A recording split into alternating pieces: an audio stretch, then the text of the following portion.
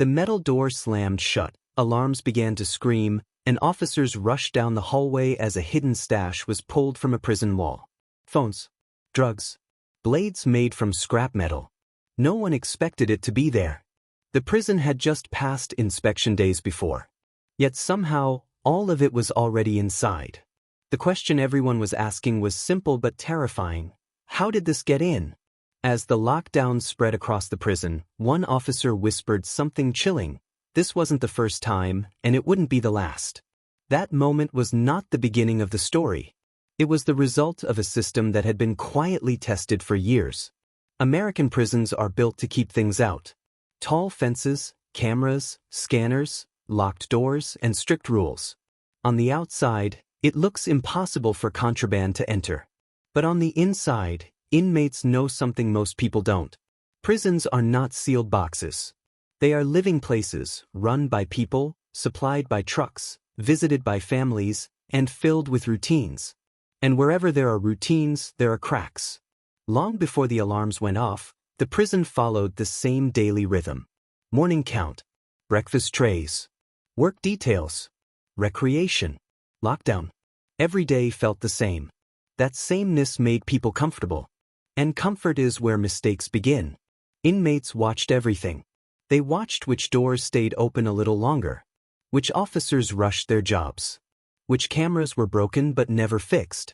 They learned who followed the rules and who looked the other way. Nothing happened fast. It never does. It started with small things. A missing item here. An unexplained smell there.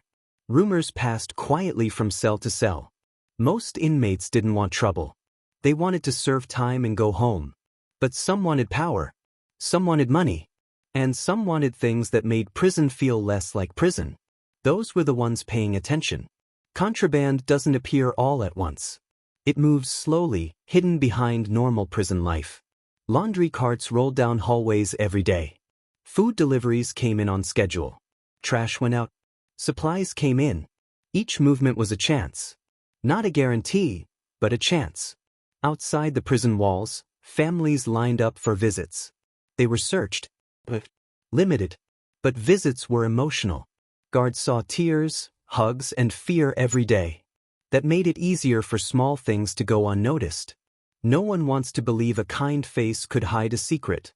Inside, inmates talked quietly during work details. The kitchen, the library, maintenance crews. These jobs were not just work. They were access. Access to rooms others never saw. Access to tools. Access to time away from constant supervision.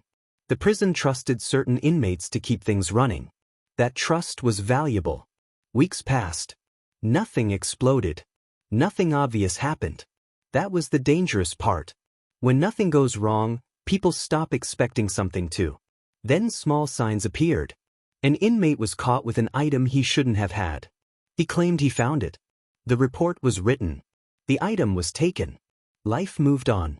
But no one asked the deeper question. If he found it, where did it come from? Behind locked doors, pressure grew. Contraband creates power. Power creates tension. And tension always looks for a release. One night, an officer noticed something strange during count. A wall panel didn't sit right. It looked normal unless you knew what to look for. He pressed it. To move. Backup was called. The panel was removed. That was when everything stopped. Hidden behind the wall was more contraband than anyone expected. Items that had no business being inside a prison. Items that proved this wasn't luck. This was planning. This was a route. Maybe more than one. The prison went into full lockdown. Inmates were ordered to the floor. Doors slammed. Radios crackled with panic. Officers searched cells, work areas, storage rooms. Every normal space suddenly felt suspicious. But as the searches continued, one truth became clear. If this much contraband was already inside, then the routes bringing it in were still open. And someone, somewhere in that prison, knew exactly how it got there. The lockdown did not lift the next morning. It lasted through breakfast, through lunch, and into the night. Inmates stayed in their cells while officers worked in teams. Every hallway felt tighter. Every sound felt louder. The prison was awake, but frozen. Investigators arrived from outside agencies. They didn't rush. They listened. They watched. They knew one thing for sure: contraband never moves alone. If items were hidden in the walls, they had traveled through hands, routines, and silence. The first step was simple. They mapped the prison's daily life. Deliveries, trash removal, work details, shift changes, visiting hours. Not to accuse anyone, but to understand where movement happened. Because contraband moves where movement already exists. They started with interviews. Inmates were asked calm questions. No yelling. No threats. Some stayed quiet. Some talked too much. A few looked relieved, like they had been waiting for this moment. Fear had been building for weeks, maybe months. When contraband enters a prison, it never brings peace. It brings pressure. One inmate finally spoke. He didn't give names. He didn't give exact methods. He didn't need to. He explained the idea behind it. Nothing comes in one way, he said. That's how people get caught. It comes in pieces. Different times. Different places. That was the key.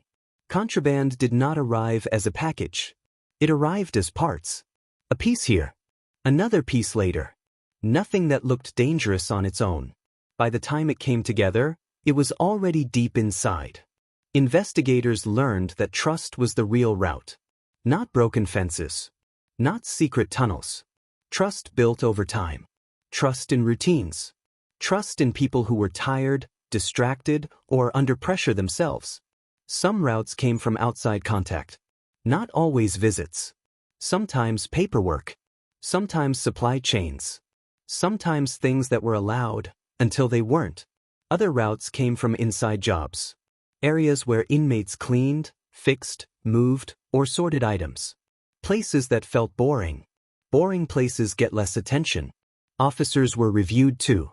Not accused, but evaluated. Long hours. Short staffing. Repeated shifts. Even good people can miss things when they are exhausted. That truth was uncomfortable but real. The prison searched again. And again. This time they found smaller hidden spaces. Not as shocking as the wall, but just as important. Each find told the same story. This was not chaos.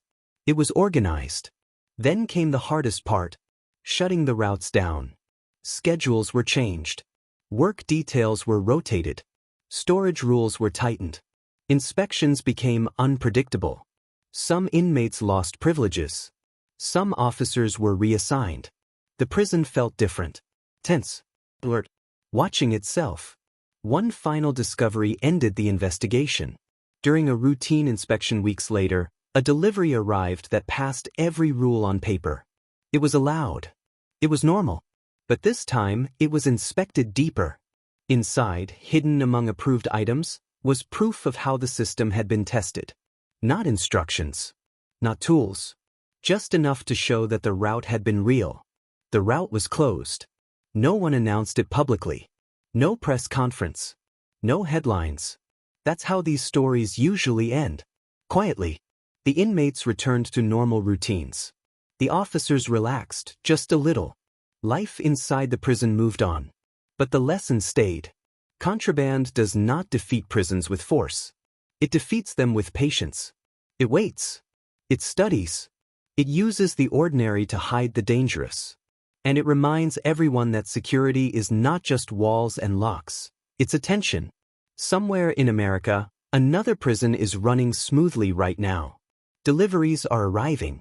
Doors are opening and closing. People are doing their jobs. And someone is watching. Not to cause chaos, but to find the next crack.